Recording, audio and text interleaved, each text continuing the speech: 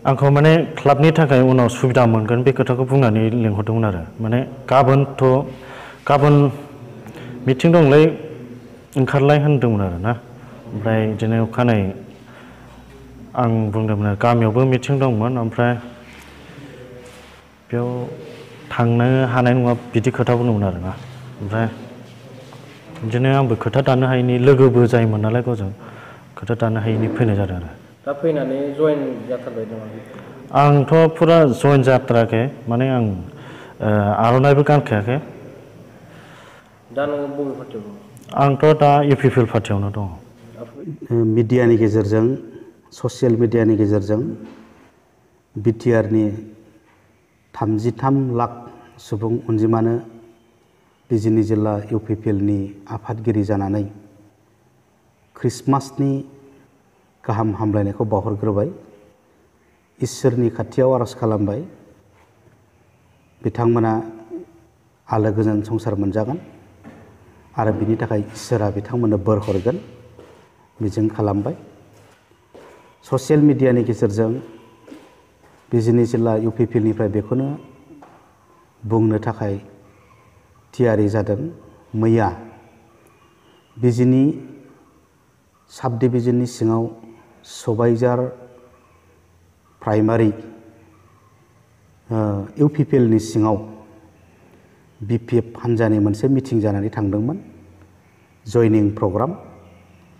बे जयनिं प्रग्रामाव 100सा इउपिपिएलनि सोद्रोमाफ्रा बिपिएफआव जयेन जादों होननानै फोसावदों। बे बाथ्राया फुराफुरि नंखाय। बे मिटिङाव गासै 100 जनानो ज' जायाखै। 100 जन मानसियानो मिटिङाव ज' जायाखैबा बबेनिफ्राय इउपिपिएलनिफ्राय फैनानै 100 जन मानसिया बिपिएफआव जयेन जाखो बेयो जोंनि प्रश्न। जाय बिथांमोनखौ इउपिपिएलनिफ्राय बिपिएफआव हाबफैदों होननानै बुंदों बै मानसिफ्रा गासिबो गावसिनि बिपिएफनि सोद्रोमाखा आरो बे गावसिनि बिपिएफनि सोद्रोमाफोरखौनो गोदानै आर'नाइ गानहोनानै बिपिएफआव इउपिपिएलनिफ्राय फैनानै जयेन जाफैदों होननानै फोसावनाय जादों।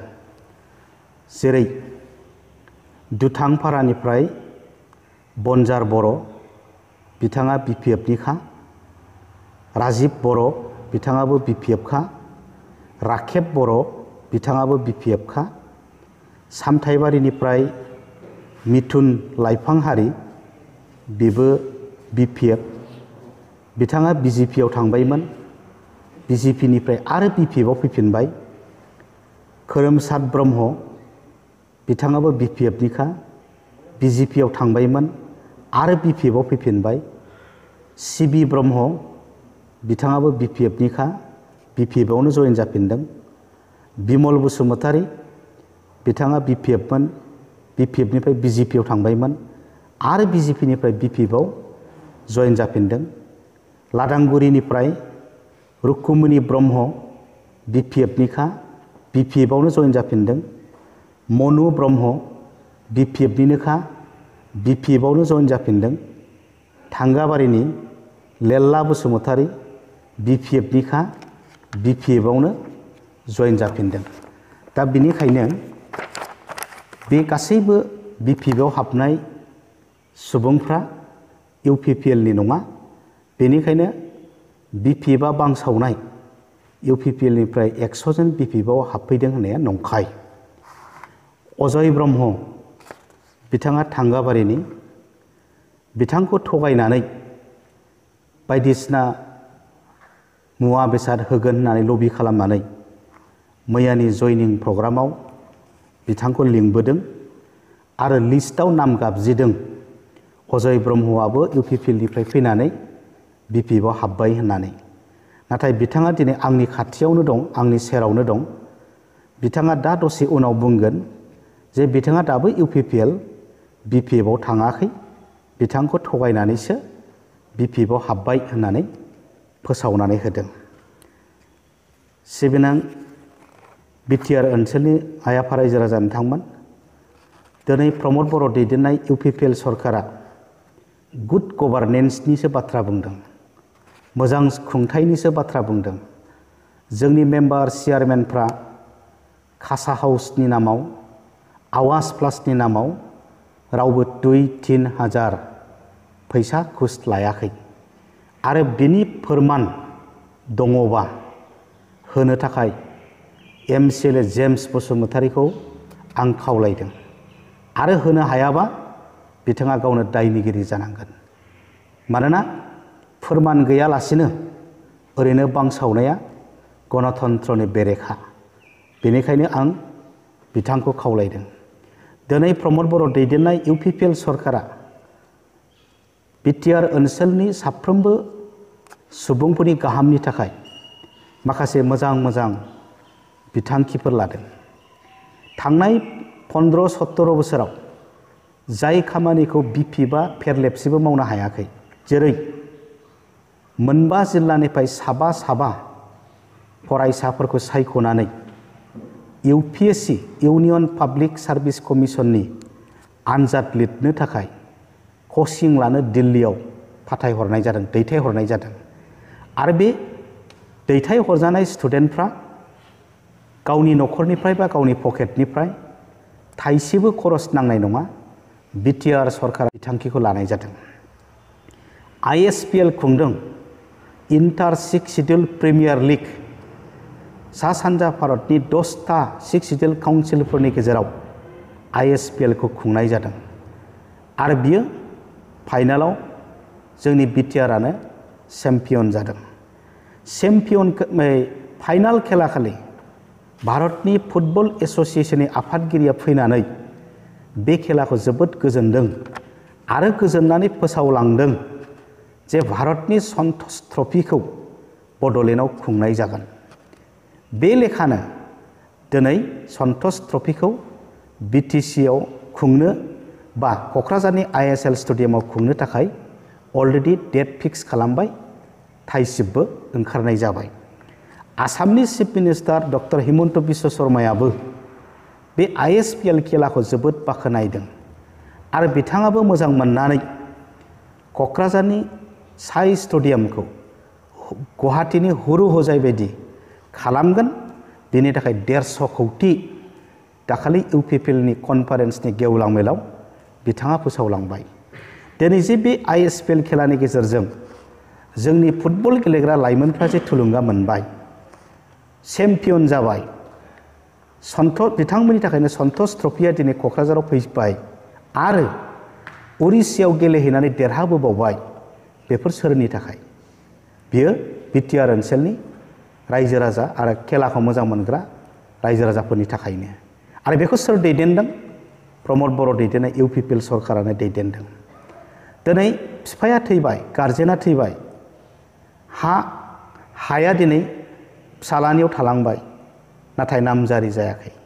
नामजारि खालामनोब्ला गोबां अफिसियेल गुदु गुदा खामानिफोर थायो।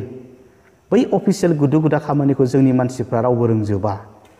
दा बिनिखायनो बिफाया गैलाब्ला बिफानि हाखौ फिसालानि नामाव ट्रेन्सफार खालामनो थाखाय दिनै हा फाट्टा राननानै मेला खुंदों बिटिसि सरकारा।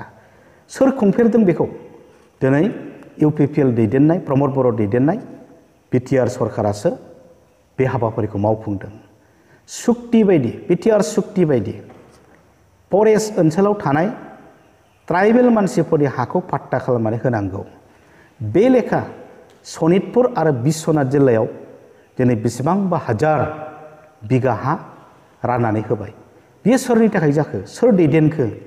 इउपिपिएल दैदेननाय, प्रमद बर' दैदेननाय सरकारनि थाखायसो बियो दिनै जाफुंदों।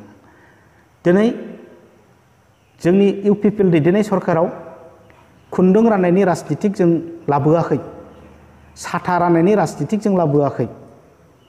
जोङो लाबोदों अनसाय बिथांखि, गियान सोरां। अनसाय बिथांखिनि गेजेरजों जोङो बर' आइजोफोरनो सासे बेनिफिसारिनो 5,000 अनसुंथाइ होदों। खुन्दुं मुथासेनि दामा बेसेबां? मुस्रि गांसेनि दामा बेसेबां? नाथाय जोंनि सरकारा होदों 5,000 करि अनसाय बिथांखि। जों होदों गियान सोरां। जायफोरा मेरिट स्टुडेन्ट गोरों छात्र नाथाय न'खरा गोरिब बै छात्रफोरनो जोंनि सरकारा होदों गियान सोरां बिथांखि 5,000 करि दिनै अनसुंथाइ होदों। इउपिपिएल सरकारनि दैदेननायाव दिनै मोनब्रै जिल्लाया मोनबा जिल्ला जाबाय। तामुलपुरा दिनै गोदान जिल्ला जाबाय। बेफोरखौ सोर मावफुंदों? दिनै इउपिपिएल सरकारा मावफुंदों। प्रमद बर' दैदेननाय सरकारा मावफुंदों। तामुलपुराव दिनै केन्सार इनस्टिटिउट गायसनबाय। सोर गायसनदों? इउपिपिएल सरकारा गायसनदों। क'क्राझाराव दिनै मेडिकेल कलेजा फुरा जाफुंनायनि लामायाव आरो बेयाव टाटानिफ्राय दिनै केन्सार इउनिट बेयाव लाबोबाय। सोरनि थाखाय जाफुंदों? सोर लाबोदों? इउपिपिएल सरकारा लाबोदों। थ' बेनिखायनो बिटिआर ओनसोलनि साफ्रोम आइ आफा रायजो राजा नोंथांमोन गोनो गोथो जायालासिनो सन्देह खालामालासिनो गुड गभार्नेन्स मोजां खुंथाय खालामनो इउपिपिएलखौ मदद खालामनो फै बयबो आवगायबोयो। मानोना थांनाय 17 बोसोराव बिपिएफ सरकारा थगायनाय जाख्ल'नाय सोरबा साफा सानै माहाजोन जानायनि अनगा रायजो राजानो सुबुंनो जेबो होनो हायाखै। जायफ्रा सन्देह जानानै जायफ्रा बुजिनायाव आख' फाख' जानानै जायफ्रा गोनो गोथो जानानै बबेबा पार्टिनिफ्राय बिपिएफआव थांदों नोंथांमोना दिनैनि समाव बिपिएफआव थांनानै जेबो मुलाम्फा जानाय नङा। बेनिखायनो बयबो जाहाथे सरकाराव थानाय इउपिपिएलखौ मदद खालामनो ओंखारबोयो बेखौसो जों खावलायदों।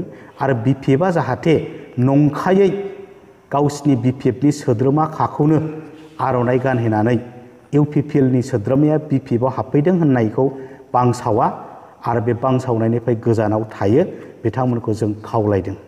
बयनिसिमबो खेबसेबाव ख्रिस्टमासनि खुलुमनाय हरनानै आंनि बुंनायखौ बेयावनो फोजोबबाय।